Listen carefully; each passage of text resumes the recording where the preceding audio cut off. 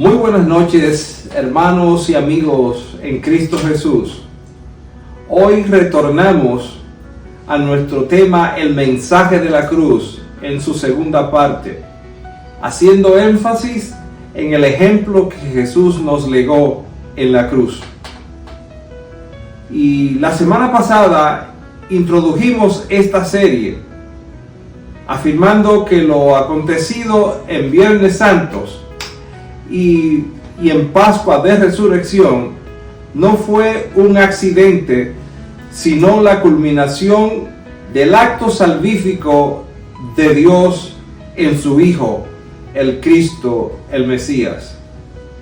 Jesús mismo lo afirmó como necesario y porque así estaba anticipado en las Escrituras.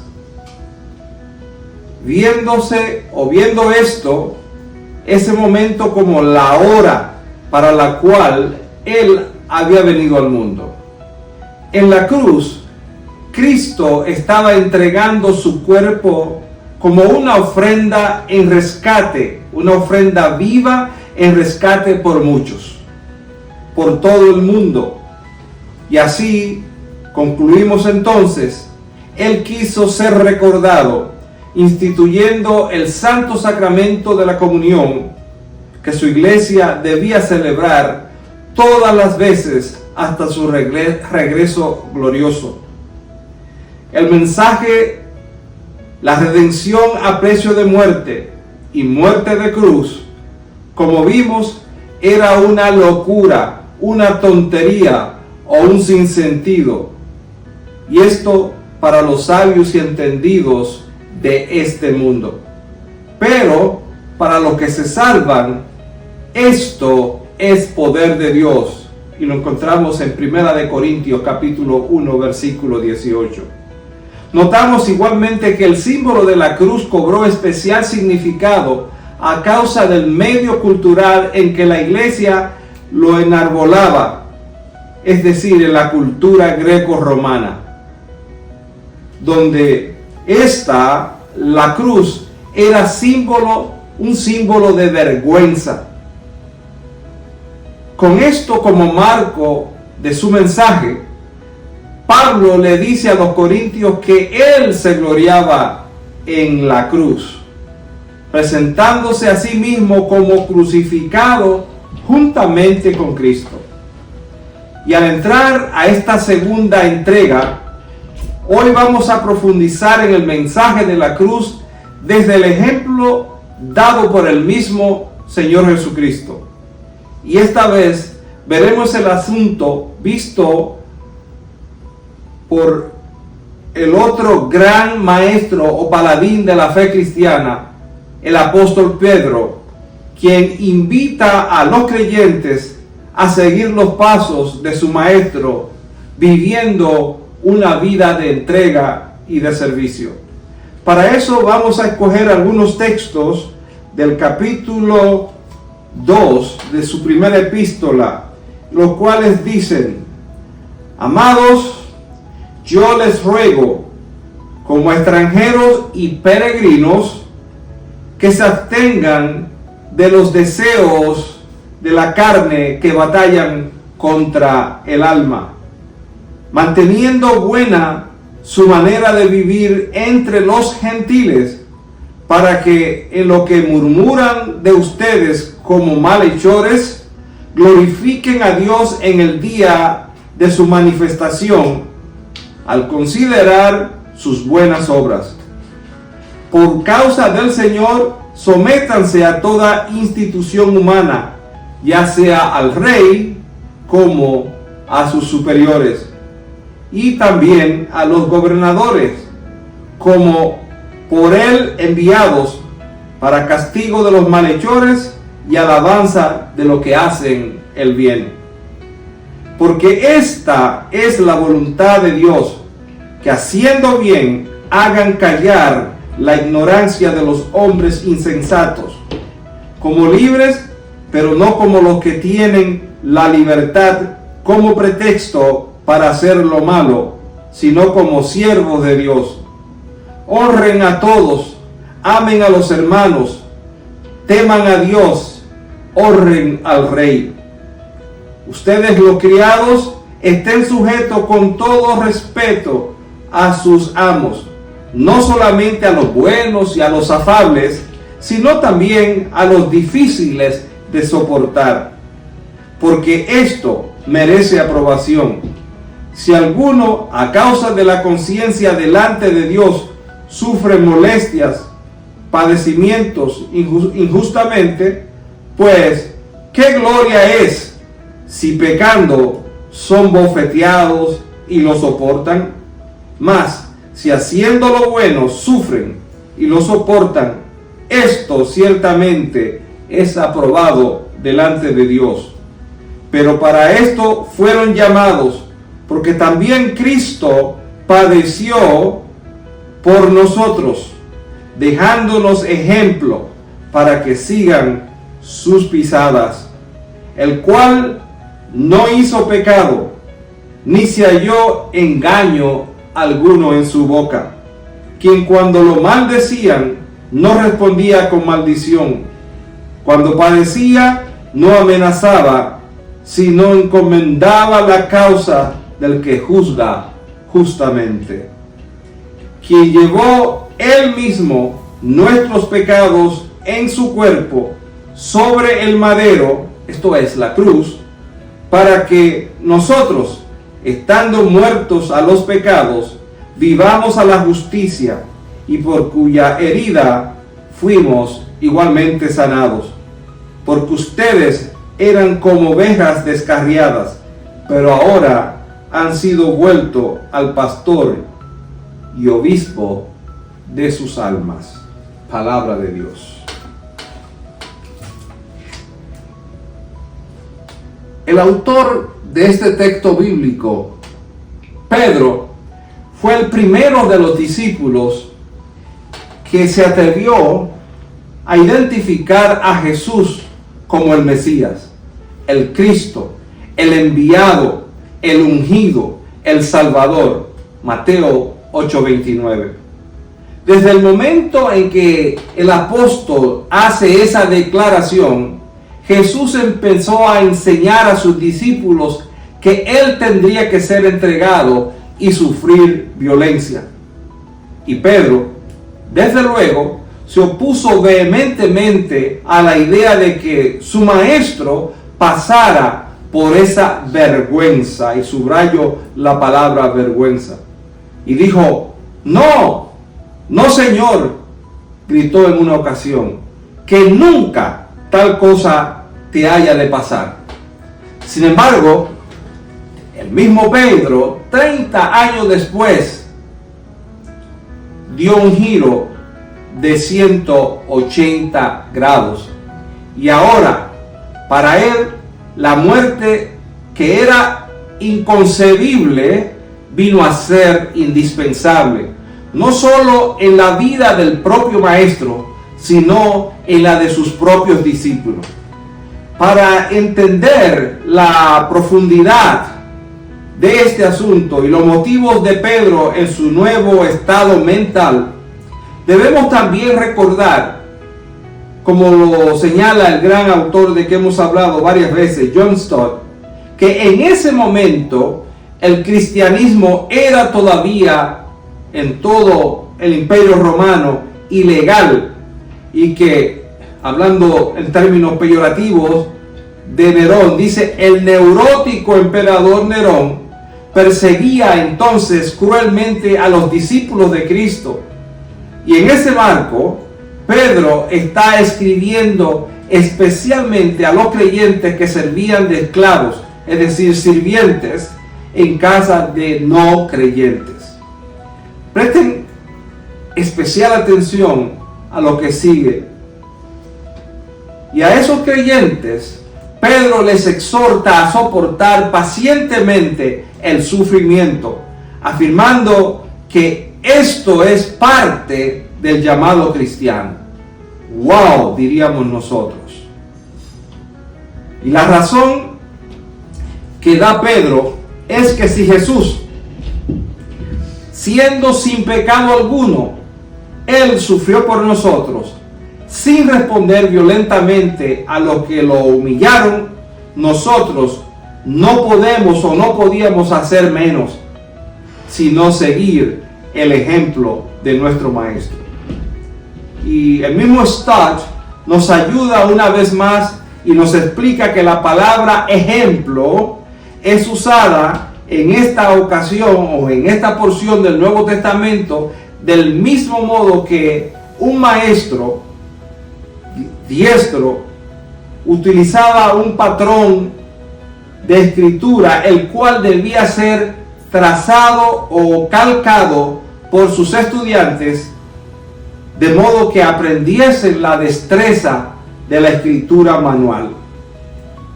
Por lo tanto, al utilizar esa palabra, Pedro está de hecho urgiendo a los creyentes a copiar en sus vidas el ejemplo de Jesús y seguir entonces sus pasos. La exhortación de Pedro no puede ser más comprometedora cuando no extrema, especialmente cuando ésta nos llega del propio hombre que se glorió en decir que seguiría a Jesús hasta las últimas consecuencias para luego negarlo, no una ni dos, 3 veces de seguido en el momento más crucial de la vida de su maestro. Sin embargo, en la nueva vida, en su recomisión, dice Stott, Pedro no solo exhorta a los creyentes a soportar, a llevar sus propias vidas, en su propia vida el sufrimiento de Jesús, sino que el mismo Pedro está diciendo a seguir o está invitando a seguir el camino de la cruz y sufrir el mismo sufrimiento injusto que sufrió su maestro.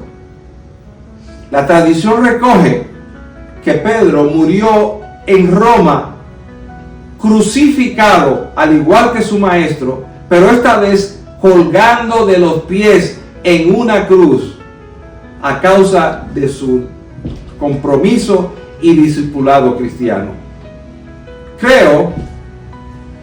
Creemos que a este momento nuestras mentes estarían elucubrando si ciertamente el asunto de la cruz puede ser visto como una locura y si esto es cierto.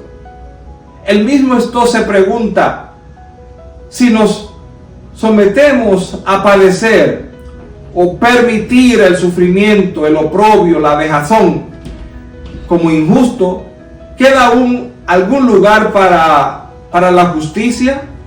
¿Debemos permitir que los malignos nos pisoteen y permitir así que florezca la maldad?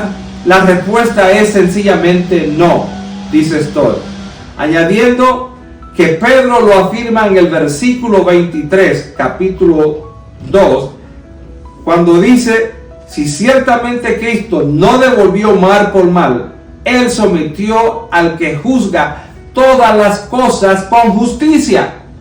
En otras palabras, no corresponde a nosotros, sino a Dios, que obra justamente, tanto en una corte de leyes como en su propio juicio final, el imponer la justicia.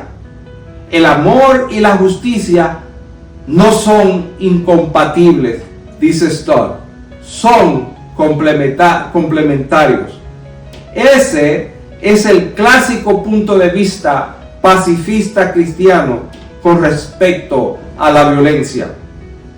Sin embargo, basado en el mismo principio del amor y la obediencia, hay otro principio al respecto, o sea, el llamado principio realista, conocido también bajo el concepto o teoría de la guerra justa. No sé si lo han oído hablar, el cual afirma que la retaliación legítima es correcta siempre que ésta satisfaga la virtud cristiana del amor al prójimo y el servicio a la justicia.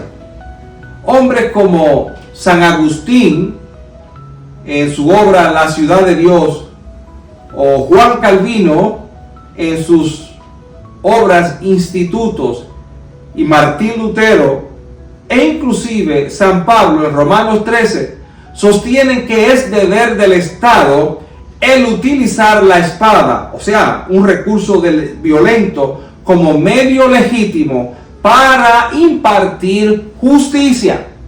Bajo este principio se sostiene que el amor al prójimo puede tomar muchas formas y que fundamentalmente en todo esto es que el amor y la justicia siempre deben estar del lado del débil, del pobre, de aquellos que no están en condición de imponer la justicia por sus propios medios. De manera que se debe asegurar la justa retribución de los malvados, sea con la espada del Estado, la justicia y aún la guerra en muchos casos. Y esto como un último recurso, condicionado a las normas, las leyes y los acuerdos internacionales en el caso de conflictos entre naciones. Algunas cosas podemos intuir o inferir desde ahora de todo el primer y segundo capítulo de Primera de Pedro. Primero, como extranjeros en este mundo, a lo que él nos llama exiliado, como Pedro lo señala, ciertamente cuando vivimos consecuentemente nuestro discipulado, debemos estar prestos, listos a padecer el sufrimiento de la cruz, asumir su precio, tomando el carácter del discípulo que alude el propio Pedro en el capítulo 1, versículo 13, cuando dice: por tanto, dispónganse a actuar con inteligencia, tengan dominio propio, disciplínense a ustedes mismos, sean sobrios, fijando toda su esperanza, es decir, su visión, su virtud, su razón de ser, en la gracia que les será dada cuando Jesucristo sea revelado. En este orden, sería preciso que nos preguntemos: ¿hasta qué grado el sufrimiento de Jesús es pertinente a los que le siguen hoy día? Y asimismo, ¿es esto una vocación, un llamado figurado, o es este real, actual? Es decir, ¿se aplica a nuestra vida terrenal, a nuestro aquí y ahora? O aún más, ¿pueden los calificativos de extranjero y de exiliados ser utilizados, o que son utilizados en el capítulo 2, versículo 11 de Primera de Pedro? ¿Pueden esto aplicarse a los creyentes de hoy día?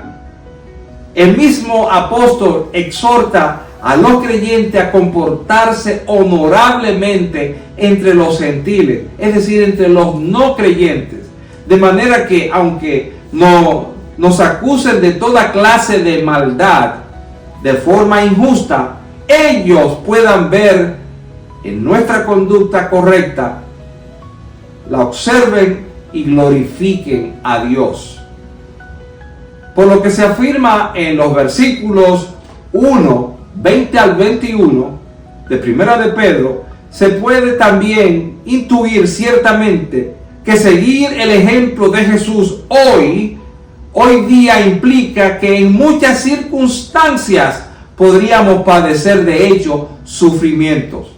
Sin embargo, eso no significa que para ser cristianos necesariamente tengamos que sufrir.